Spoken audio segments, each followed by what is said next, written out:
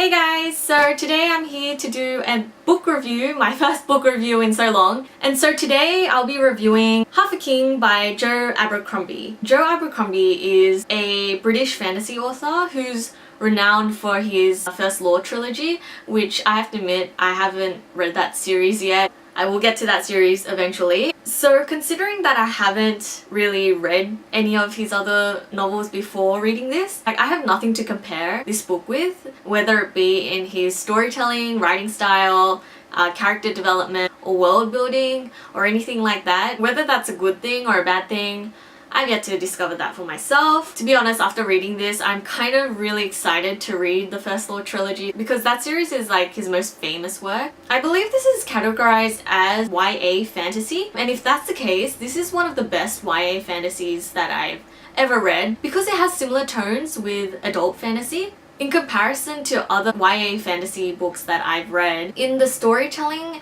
and character development alone, it like surpasses any YA fantasy that I've read. This review is onto a good start. This book, it doesn't follow like the traditional fantasy stories where the underdog has to face and defeat against all odds a greater evil that puts the world in danger. It's not like that. There is a physical journey that our main character goes through, but it is, at its core, it's a coming-of-age story. He's not facing a greater evil that's endangering the world or anything. It's like his journey of self-discovery. At the beginning, he's kind of weak, but then he develops and he, comes into his own. So getting into the story, Half a King is set in a fantasy realm called the Shattered Sea. And it has a very medieval Nordic style in culture and setting, specifically like the Viking Age. It really has that Viking kind of feel to it, so I really like that because personally I haven't read many fantasy books with like that sort of setting.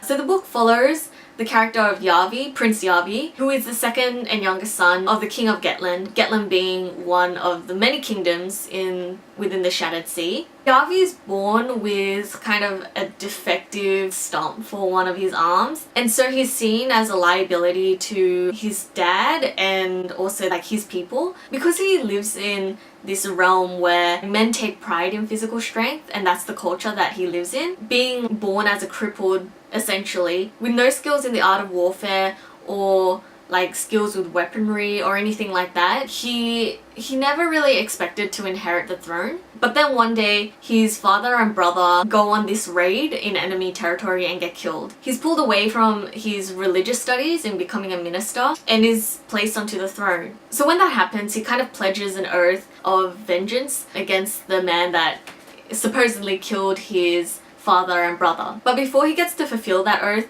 he gets betrayed and then gets thrown into the sea, and everyone thinks he's dead. But of course, he gets washed ashore, only to be captured by the very man he was trying to kill that supposedly killed his father and brother. He does manage to kind of talk his way out of death, but instead he gets sold into slavery. So the story kind of begins at a slower pace that introduces the readers to a variety of characters and the politics that govern this world. Our main character makes heavy emphasis on gods and religion. That's kind of what our main character was studying prior to the beginning of this story, and he kind of utilizes that sort of knowledge throughout the book. So Yarvi was quite content on giving up his birthright so he can become part of the ministry. The ministry being a larger political and economical power that govern this world. This book only briefly touches upon like a higher authority, aka the High King and his minister, which I hope will get fleshed out more in the sequels because you only hear about that and you don't really get to see anything to do with them. You don't actually see them. It's just talked about at the beginning of this book. So this first book really only focuses on Yarvi's character development and his journey of self-discovery. That's essentially what it is. Like I said before, there's no like big epic thing that he needs to accomplish. He gets sold away and he's trying to come back and reclaim his throne. That's it. So of course at the beginning of the book, Yavi is very reluctant. He has no desire to become king. He's afraid to sit on the throne because he isn't physically capable of meeting cultural standards and the ideals of a stronger ruler, which is something that really hinders his confidence at the very beginning of the book. But because he's able to acknowledge his weaknesses, he's able to embrace like his academic skills as his greater strength, and that saves his ass multiple times throughout the book because he uses that knowledge to his advantage during situations where,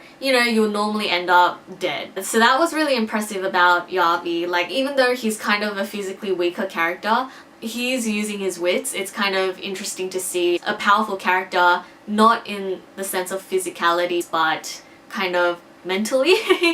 he's stronger mentally, and obviously knowledge is power. So I love his development from being this meek, kind of feeble character into becoming a very cunning and deadly man. His mind is his weapon, and he utilizes that so well throughout the book, through all these situations that he could have ended up dead, you know, and I give him props for that. So like many of the characters in this book, Yavi is a morally ambiguous character who isn't afraid to push past like ethical boundaries just to further his ambitious cause in like reclaiming his throne. He does some questionable things in this book just to benefit himself, so he does fall into that grey area. There are no villains per se in this book. Yavi and his companions don't need to face like a greater evil, but any antagonists they come face to face with are very real, and you kind of understand the motives behind both sides. You kind of understand like the other person. Like some of the characters, when you're first introduced to them, they seem like bad, but then characters come to an understanding and they kind of team up because both sides are doing things for their own selfish reasons to benefit themselves. It's kind of like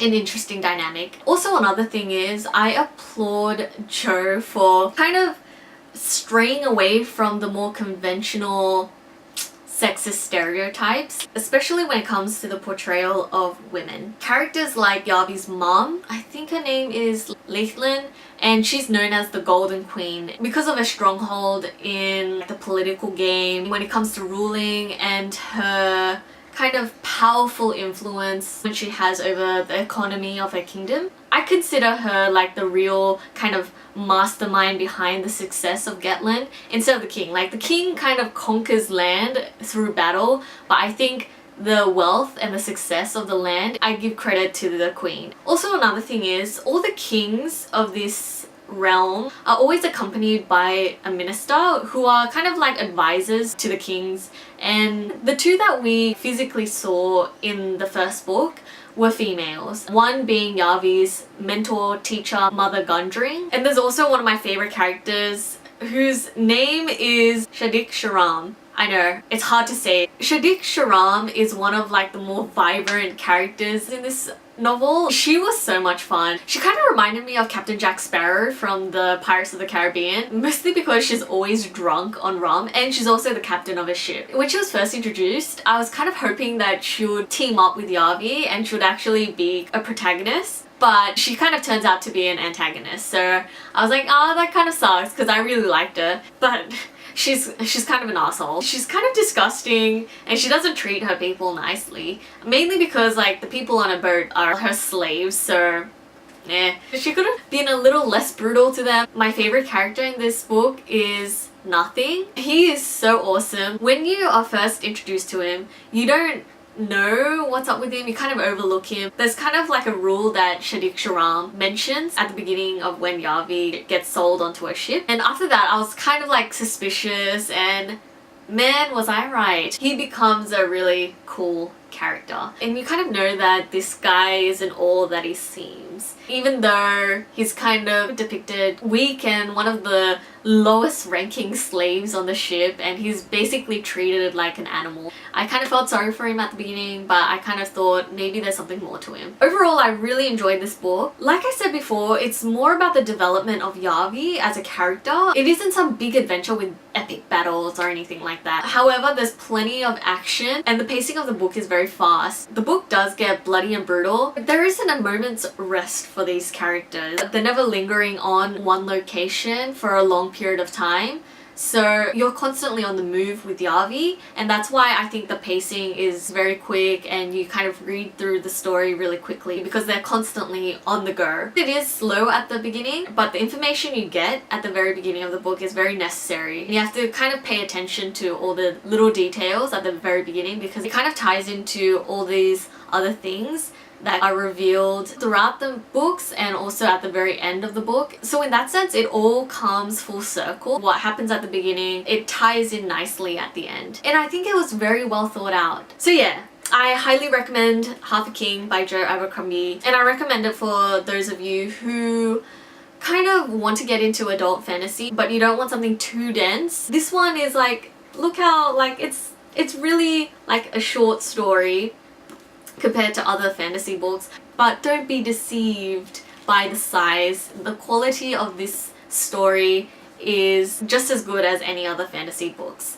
So I give Half a King a solid 4 stars. I really enjoyed it, and I feel like Joe Abercrombie is going to be one of my favorite kind of fantasy authors in the future. I need to read more books by him. So that is it. That is my review for Half a King by Joe Abercrombie, and I hope to see you in my next video. Bye bye!